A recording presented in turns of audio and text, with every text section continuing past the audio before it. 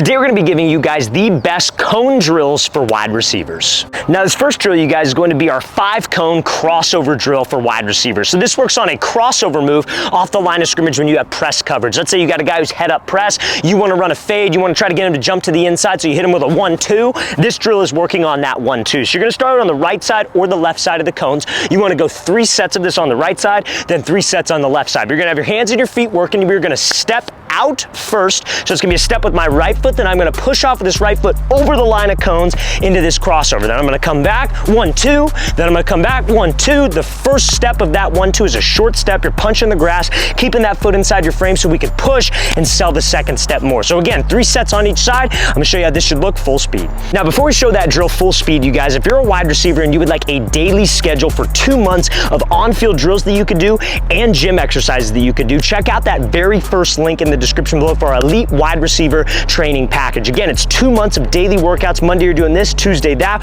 We break it all down into a schedule and give you the exact sets and reps to follow. So again, guys, very first link in that description below. Let's get back to these drills.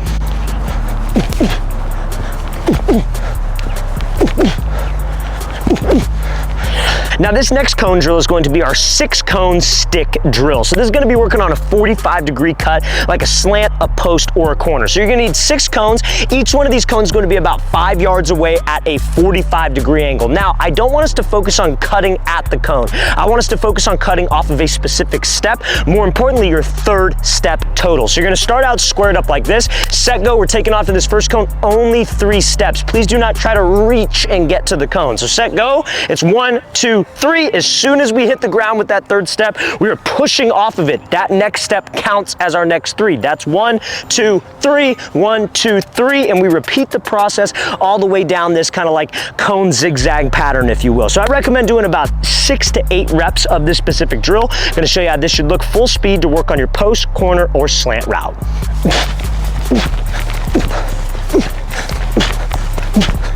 Now this next cone drill is going to be our crossover hop drill. So this is going to be working on ankle stability, single leg balance, and then that crossover release that we worked at the very beginning of this video. So we're going to start out here at this green cone. That's our start point. The first 2 steps are going to be crossover steps. So we're going to come off the ball, set, go, 1, 2. Then as soon as our foot hits on this second crossover, we are going to push, jump, and stick it on my right leg. Then you're going to hold this for about a 1001 count. So 1001, then you're going to push off of that single leg into a second crossover, burst up, head down, and you're going to be running a fade. You can have a quarterback throw this to you. If you don't have a quarterback to do this with, just keep your head down and accelerate full speed. So we're going to show you how this should look full speed. Again, guys, working on our crossover, ankle stability, and single leg balance.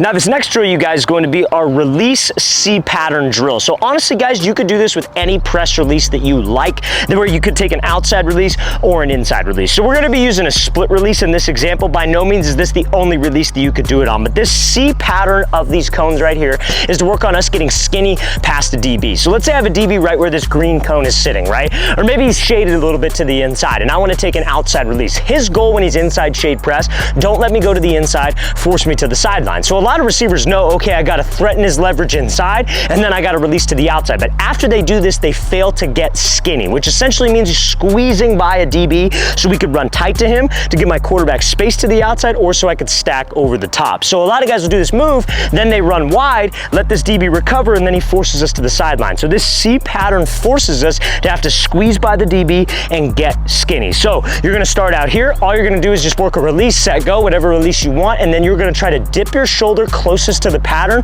and run as tight as you can until you get back over the top of the cones.